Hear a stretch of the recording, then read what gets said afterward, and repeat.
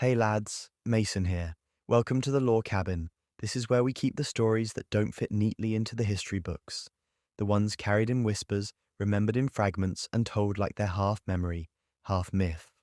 Tonight we sit with the ghost of a dream that tried to cross the gap between worlds. A story born in the heart of a man who had already changed an industry once and believed he could do it again. It began in Honolulu, under the Pacific sun. A new studio, a new language of filmmaking, and a single belief that computer-generated actors could stand beside flesh and blood and be just as real. At its helm was Hironobu Sakaguchi, the father of Final Fantasy, and the vision he chased was called The Spirits Within. It was a rise built on brilliance, a gamble made in good faith, and a collapse so sudden it left a permanent scar on his life's work. This is not just the story of a film. It's the story of a studio that burned bright and vanished, the man who built it, and the echoes it left behind in the craft of storytelling itself. So settle in. Let the wind press against the cabin walls. Let the light grow soft on the desk. You're here now. If you want more tales like this, quiet, human, and haunting in their own way, I'd be grateful if you'd subscribe. It keeps the cabin warm and the stories coming. Now then, let me tell you a story. Hey.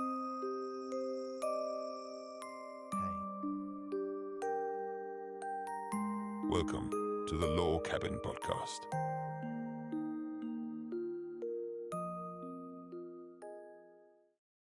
In the hush of memory, the story of Square Pictures and Final Fantasy, The Spirits Within unfolds like a cautionary folk tale. It is a tale of grand hopes and quiet heartbreak, of a dream born in brilliance and lost in shadow.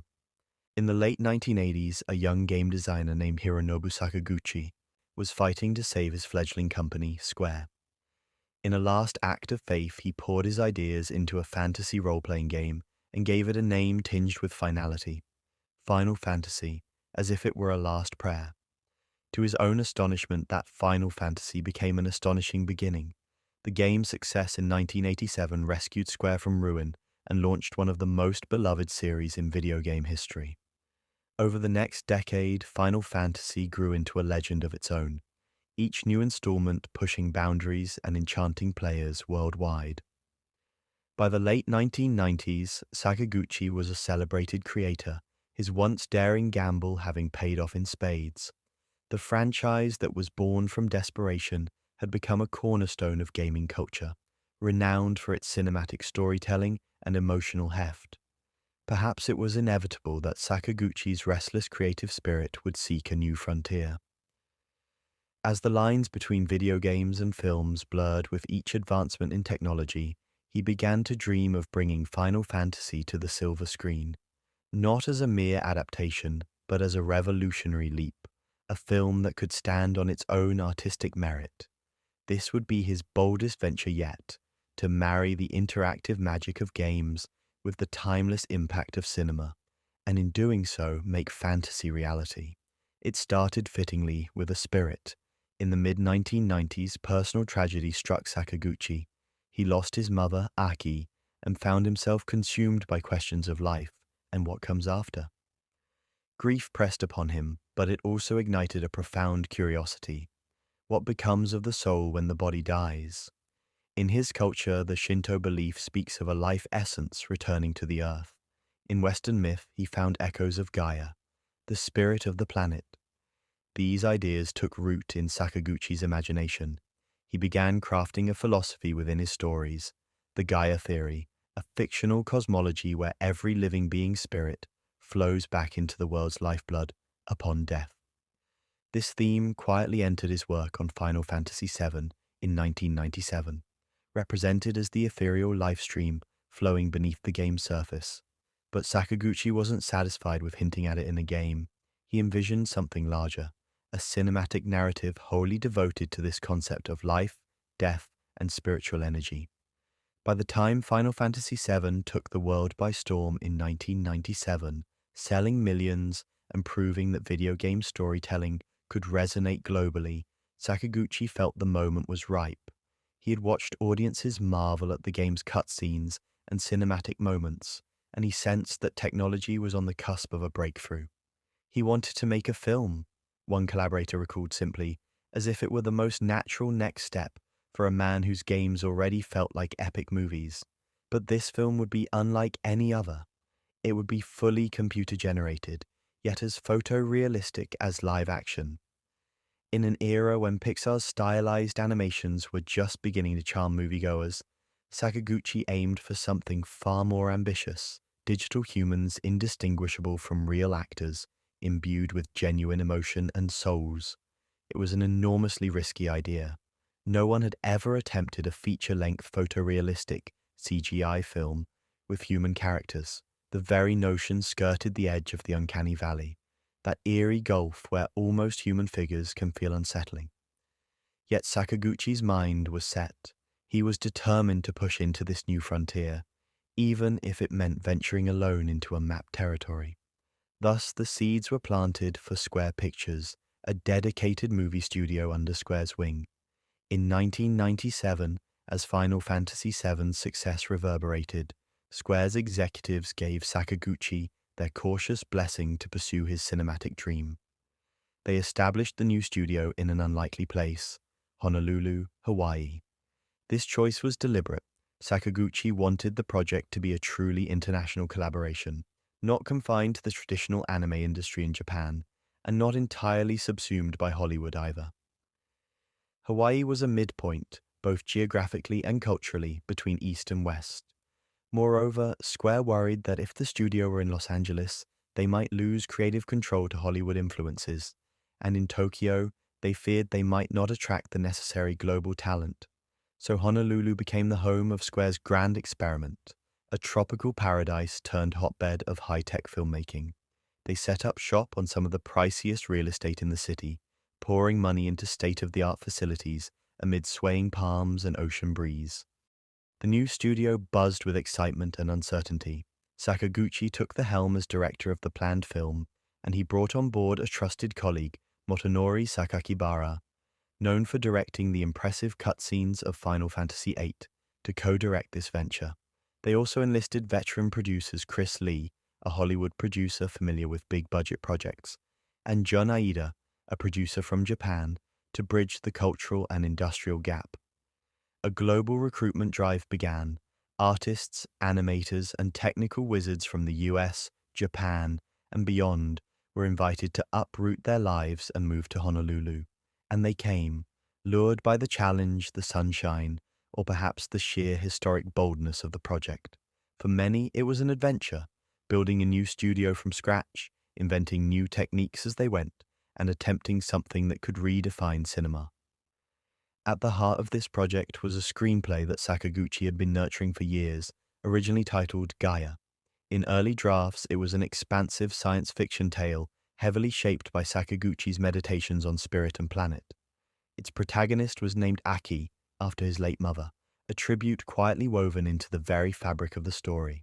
In concept, Aki was a scientist on a post-apocalyptic Earth, a compassionate soul determined to save a dying world from an otherworldly threat.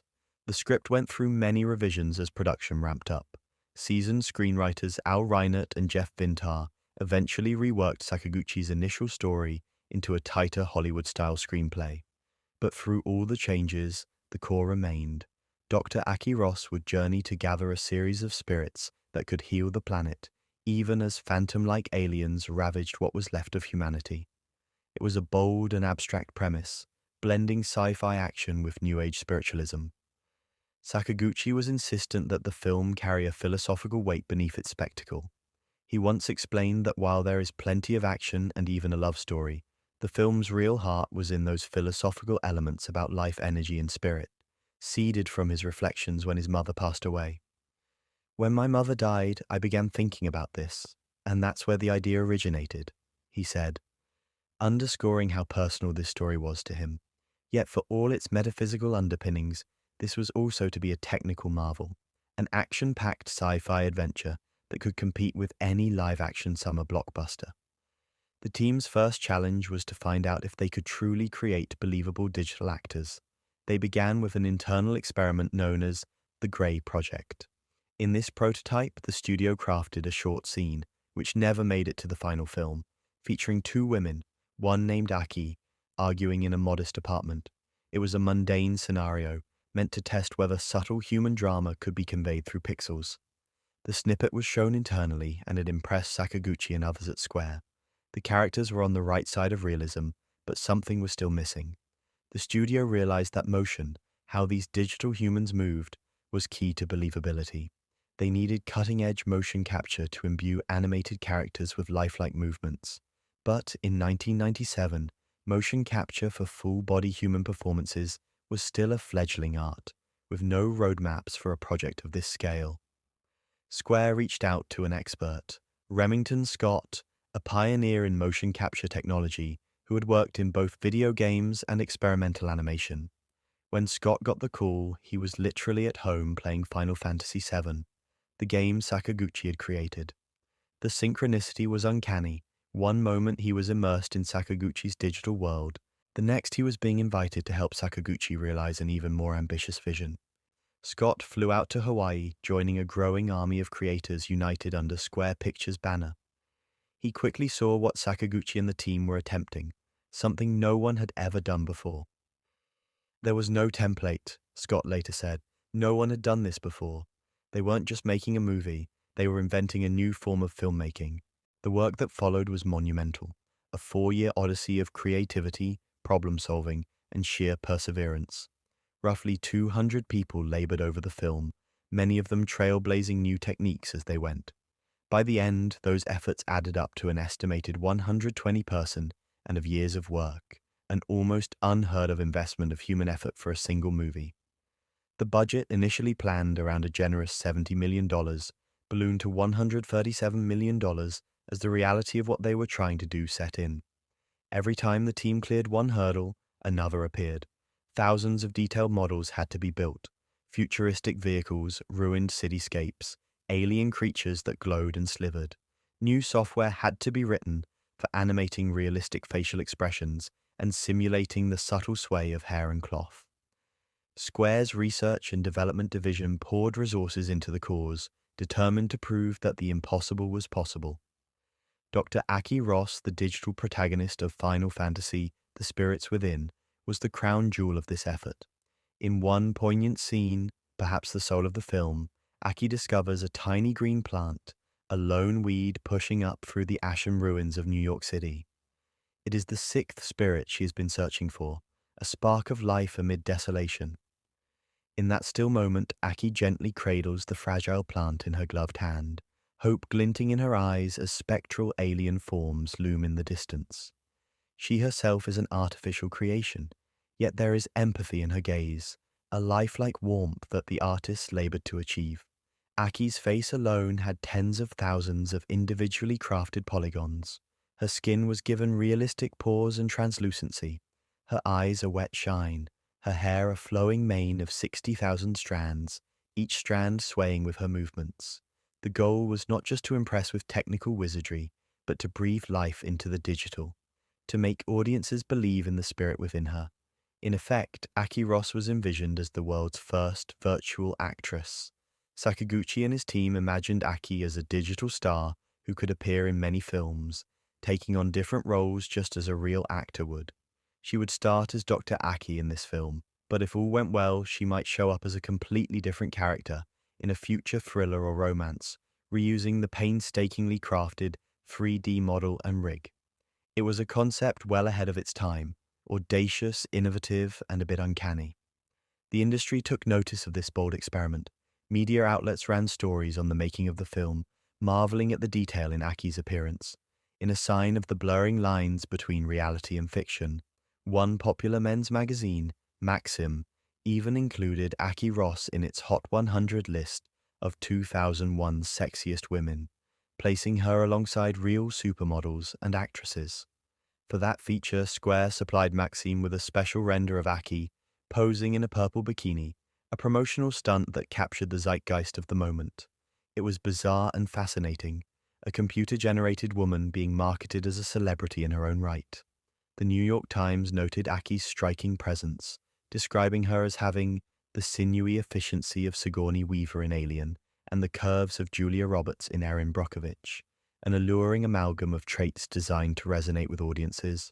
All this publicity built Aki up as more than just a collection of pixels. She was touted as a synthetic thespian, a glimpse into a future where flesh and blood actors might not be the only movie stars.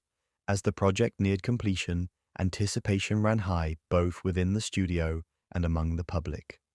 By mid-2000, the film's title had been settled as Final Fantasy: The Spirits Within.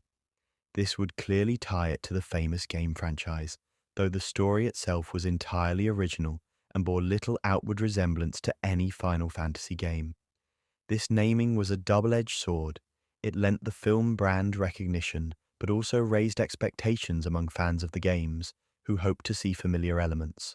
Sakaguchi's decision to set the movie in a science fiction future Earth, with no medieval castles, no magic spells, none of the surreal creatures like chocobos or moogles that define the game series, was a bold departure. He was gambling that the Final Fantasy name could draw fans in, even if the content was something entirely new. He set the film in a science fiction setting, which was a gamble considering fan expectations, Remington Scott later reflected. Sakaguchi was determined to make Final Fantasy mean something broader than any one setting, to emphasize the thematic ideas of spirit and love over the franchise's usual iconography. But not everyone at Square was confident that this would sit well with the fanbase. Meanwhile, the partnership with Hollywood was kicking into gear. Square had teamed up with Sony Pictures to distribute the film, leveraging Sony's Columbia Pictures division for marketing and release. However, even the marketing team seemed unsure how to sell a movie with no familiar actors. In early trailers and posters, they highlighted the cutting-edge visuals and the Final Fantasy brand, but it wasn't obvious to general audiences what this film was about or who its characters were. Columbia's marketers tried a scattershot approach. Some promotions targeted the tech angle, emphasizing the enter a new dimension feel, while others oddly placed the film alongside children's animation, as if uncertain whether this was a movie for gamers, sci-fi enthusiasts, or families. One anecdote from Scott stands out. The marketing team considered advertising on Cartoon Network, as if The Spirits Within were a kid-friendly animated film, when in reality it was a PG-13 story with fairly serious themes. It was a marketing campaign that completely missed its target audience. Scott lamented of the confusion. The truth was, in 2001, there had never been a film quite like this, so the studio didn't know who the core audience even was. Was it fans of the games, hardcore science fiction viewers, animation aficionados? They tried to appeal to everyone at once, and in doing so risked connecting with no one strongly. Even Hollywood's acting community cast a wary eye on the notion of CGI actors. In the months leading up to release, some high-profile stars expressed discomfort with where this technology might lead. Tom Hanks, who had warmly embraced voice acting in Pixar's Toy Story, confessed in an interview that the idea of digital actors replacing real ones troubled him deeply. "It's coming down, man. It's going to happen, and I'm not sure what actors can do about it," Hanks said, sounding almost nervous about the advance of computerized performers. Steven Spielberg and other filmmakers likewise voiced concerns. Ironically, not long after The Spirits Within, Hollywood would eagerly adopt similar techniques. Hanks himself would star in the all-CG The Polar Express just a few years later, and filmmakers would tout their own breakthroughs in motion capture as if Final Fantasy had never existed. But at that moment, in mid-2001, Sakaguchi's film was a great unknown, and even some within the film industry seemed to root, consciously or not, for it to prove that human actors were irreplaceable. In the first days of July 2001, Final Fantasy: The Spirits Within was finally ready to meet the world. There was a grand premiere at the Man Bruin Theatre in Los Angeles on July 2nd, 2001, glitzy and optimistic, with the cast and creators walking past eager cameras. For Sakaguchi, it was a surreal moment, a dream he had been chasing for years materializing in front of him, flickering to life on a silver screen, thousands of miles from the quiet Tokyo offices where he had once sketched ideas for his first Final Fantasy game. Dr. Aki Ross was alive at last, towering on the cinema screen, speaking in the warm, real voice of actress Ming-Na Wen. Alongside her, other digitally animated characters bore the voices of Hollywood talent. Alec Baldwin as Gray, the stoic soldier, Donald Sutherland as the gentle Dr. Sid, James Woods as the fanatical General Hein, and more. The presence of these known voices inside the CG bodies was yet another layer, blending reality and fiction, a necessary one to convey emotion, but also a subtle reminder that human artistry still powered these digital puppets. A week later, on July 11th, 2001, the film opened in theaters across the United States. Sakaguchi and his colleagues at Square Pictures waited anxiously for the audience's verdict. For many of them, this was more than a film release. It felt like a historic test. Would people embrace this new form of animated realism? Would fans of Final Fantasy support this departure from the formula? Would Sakaguchi's deeply personal themes resonate or confuse? The first hint of the outcome arrived with the opening weekend box office numbers, and it was sobering. In its debut weekend, The Spirits Within grossed only about $11.4 million, a far cry from what a film of this magnitude needed. It did not reach number one as hoped. In fact, it only managed to rank fourth place in box office earnings for that weekend. It was beaten out by a trio of live-action movies, a goofy talking animal kids comedy, Cats and Dogs, a crime thriller, The Score, and a bright pink Reese Witherspoon comedy, Legally Blonde. The team that had spent years striving for technological transcendence found themselves trailing a movie about a Chihuahua spy and a manicured sorority girl. The shock was palpable. Remington Scott remembers that weekend with painful clarity.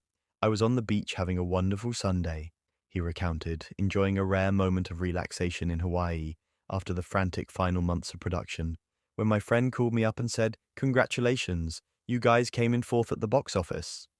Scott was confused. Fourth? That couldn't be right. The friend rattled off the names of the movies that had done better, and Scott's heart sank. Cats and Dogs, Legally Blonde, The Score. Final Fantasy was supposed to be a groundbreaking epic, yet it had been bested by relatively modest films with far smaller budgets and ambitions. "I thought, wow, that's not that good," Scott admitted. "That night I was like, this is not good. This movie needed to be number one at the box office." Indeed, the economics were brutally clear. With a production budget north of $130 million, plus tens of millions more, likely spent on marketing. The Spirits Within had to be a massive hit to recoup its cost. Finishing fourth on opening weekend spelled disaster. As the weeks went on, the grim reality set in fully. Word of mouth on the film was mixed at best. The visuals were universally praised, even awe-inspiring, but many viewers found the story perplexing or unengaging. Critics in print were unmerciful. "Bewildering and trite," declared the Washington Post, summing up the plot in a scathing dismissal. "Soulless," pronounced LA Weekly, seizing on the cruelest irony for a movie with the word spirits in its title. The New York Post piled on, calling the story predictable and nonsensical, and the dialogue laughably lame. Review after review echoed the sentiment that while the film was a technical marvel, it failed to touch the heart. One reviewer noted that if this story had been a video game, at least the interactive element might have kept it lively, but as a passive experience it felt flat and confusing. The consensus was that The Spirits Within was a case of style over substance, beautiful but empty. Roger Ebert was a notable exception who championed the film's ambition. He marveled at its unprecedented visuals and speculated on the future it hinted at. "Is there a future for this kind of expensive filmmaking? I hope so," Ebert wrote, praising the film for pushing the envelope and saying he wanted to see more like it. But even Ebert's approval carried an implicit criticism. He acknowledged the movie's primary appeal was its technology, not its storytelling. Others were less forgiving. A BBC film journalist, while acknowledging the visual grandeur, lamented the cliché dialogue and frustrating lack of development in the characters. "Where most blockbusters would go for the big bang ending," he wrote, Final Fantasy indulges its spiritualist angle, resulting in a damp, healing power of love conclusion. For fans of the games, there was an added sting. Not only was the film's plot considered weak, it was Final Fantasy in name only. Gone were the whimsical creatures, the fantasy charm. What they got instead was a hard science fiction tale with an almost somber tone. Many die-hard fans felt baffled and betrayed.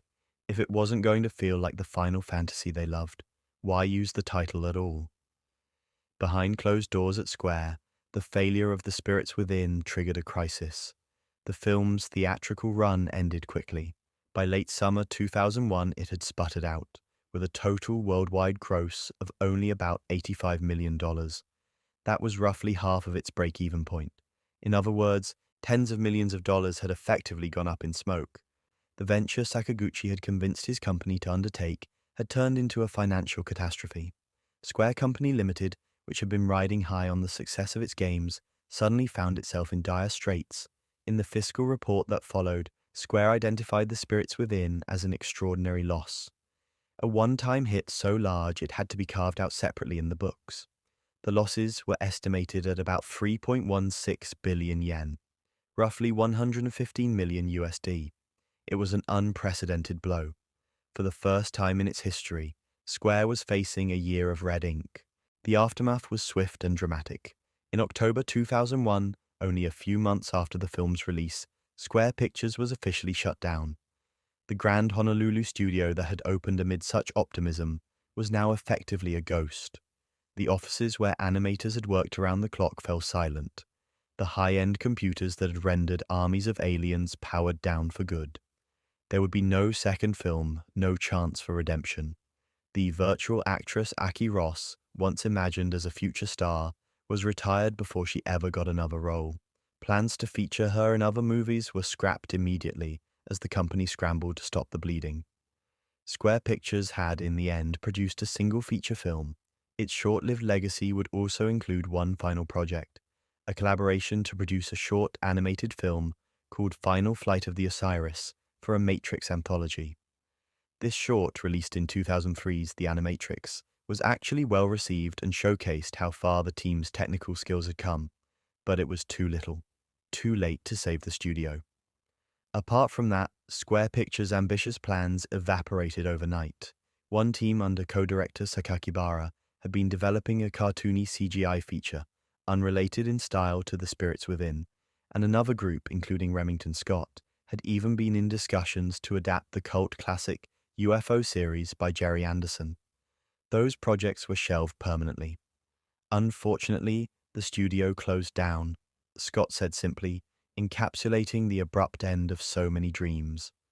The collapse sent ripples through both Square and the wider industry.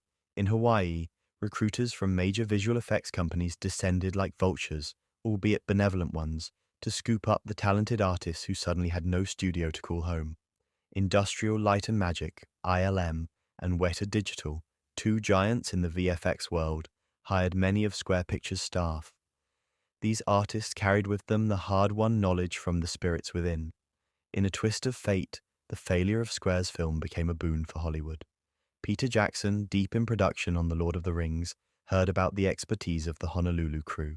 He personally reached out to Remington Scott, inviting him to New Zealand to help bring a particularly challenging character to life, Gollum. Scott remembers getting the call. Peter came on, we spoke, and he was like, "We want to do performance capture. Can you come down and check it out?" And so, not long after closing shop at Square Pictures, Scott found himself applying the lessons of The Spirits Within to Gollum's groundbreaking motion capture performance in 2002's The Two Towers. In a way, the spirit of Square's experiment lived on in those subsequent triumphs. As one commentator later put it, Aki Ross failed so that Gollum could fly, suggesting that the pioneering work Sakaguchi's team did paved the way for the next generation of digital characters, from Gollum's pitiful realism to the blue Na'vi of Avatar years later. It was a bittersweet legacy. The technology and talent flourished, even as the original studio died. Within Square itself, the fallout was profound.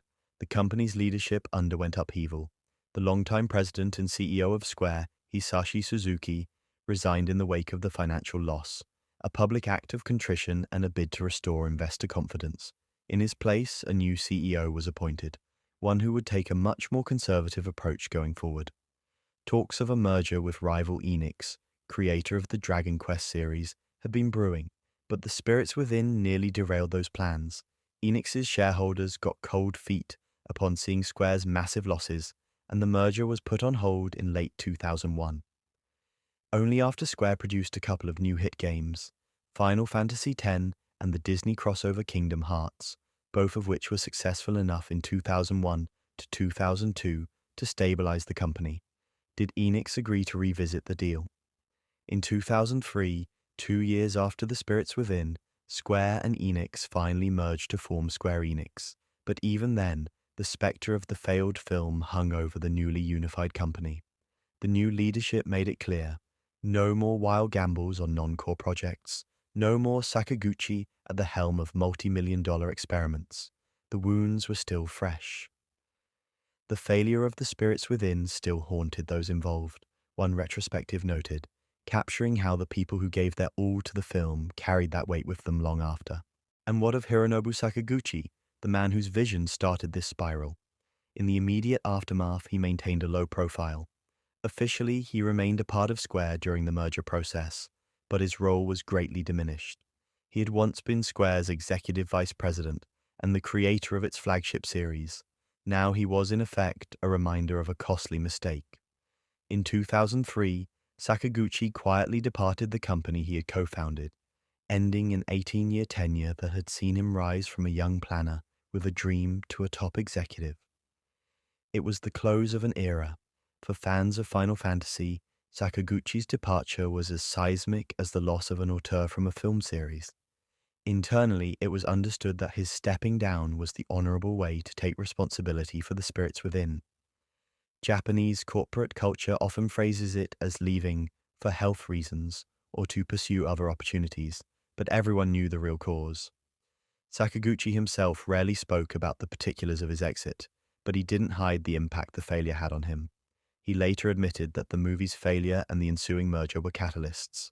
In 2004, partially due to the fallout from the catastrophic box office failure of The Spirits Within, I left Square and started my own studio, he said in one interview, matter-of-factly.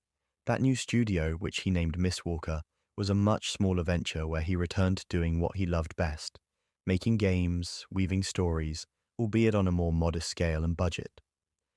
In the years that followed, Sakaguchi crafted new RPGs, such as Lost Odyssey and Blue Dragon, and even found a sort of poetic closure by exploring themes of life and death yet again in games like Fantasian. It seemed the questions that drove him to create The Spirits Within never stopped intriguing him, but he never again attempted to make another feature film. The wound was deep, and perhaps his heart remained with interactive storytelling after all.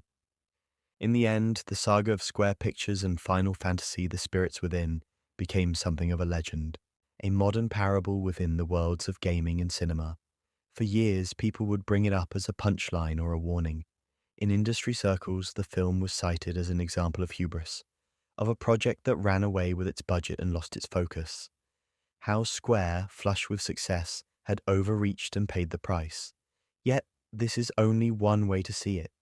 There is another view, one of a pioneering spirit that dared to venture where none had gone. As the years passed, some began to reassess The Spirits Within. Yes, it bombed. It was one of the most famous box office bombs in history, a failure so spectacular it shuttered a studio and forced a corporate marriage. But it also opened doors. It demonstrated new techniques that filmmakers would refine and use to great effect in later films.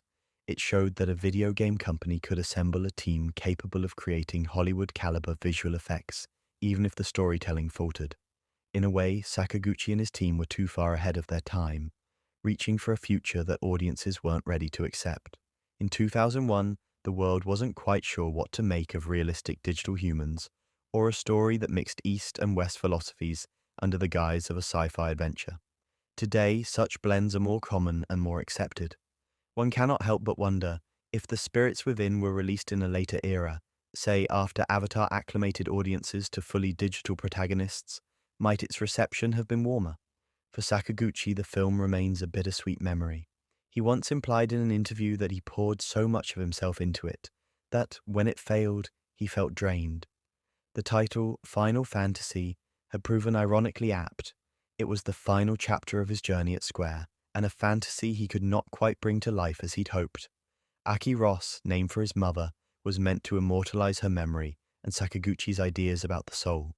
Instead, Aki herself now lingers as a kind of ghost in the machine, an artifact of an ambitious undertaking that the world left behind. Critics called her soulless, not knowing the soul that had gone into her creation. But in those big brown eyes of hers, one can still see the flicker of what Sakaguchi intended, a bridge between the living and the digital, an embodiment of the notion that our spirits might transcend the limitations of flesh. The offices in Honolulu have long since been emptied. Perhaps if you walk by the old Square Pictures building today, you might see nothing special, just another office space baking quietly in the Hawaiian sun. But in the corridors of creative history, the tale of Square Pictures endures like a whispered ghost story. It is told in the halls of game studios and animation labs, where people say, "Remember that time a video game company tried to take on Hollywood and how it nearly lost everything?" It's a story with many lessons about the importance of story over spectacle, about cultural expectations, about financial risk. And it's a story about passion. For however it turned out, one cannot deny the passion that drove the spirits within. Every frame of the film contains the devotion of artists who gave years of their lives to make the impossible real. Each rendered image, all 141,964 frames of them, was a triumph of perseverance, sometimes taking up to 7 hours to render a single frame on the powerful computers of the day. That dedication is not erased by the box office numbers. It lives on, quietly, in the DNA of all CGI films that followed. In one of the film's final scenes, Aki Ross stands at the edge of a crater, amid a lifeless wasteland, watching a new dawn break. She has sacrificed dearly to save the world's spirit, and as sunlight pours over the horizon, there is a sense of quiet hope. That ending is oddly prophetic of the project itself. From the ruin of Square's gamble, new light did emerge, in the careers the film launched elsewhere, in the techniques it pioneered, and even in the series itself, which was free to continue under new stewardship. Square Enix, the company born from Square's near collapse, went on to produce many more Final Fantasy games, some of them excellent, some controversial, but none forgetting the lesson that narrative and emotion must guide technology, not the other way around. Sakaguchi's departure was mourned, yet the series survived and evolved, and many years later, in a graceful moment of closure, Square Enix invited Sakaguchi back as a guest to contribute ideas and consult on projects, honoring him as the father of Final Fantasy.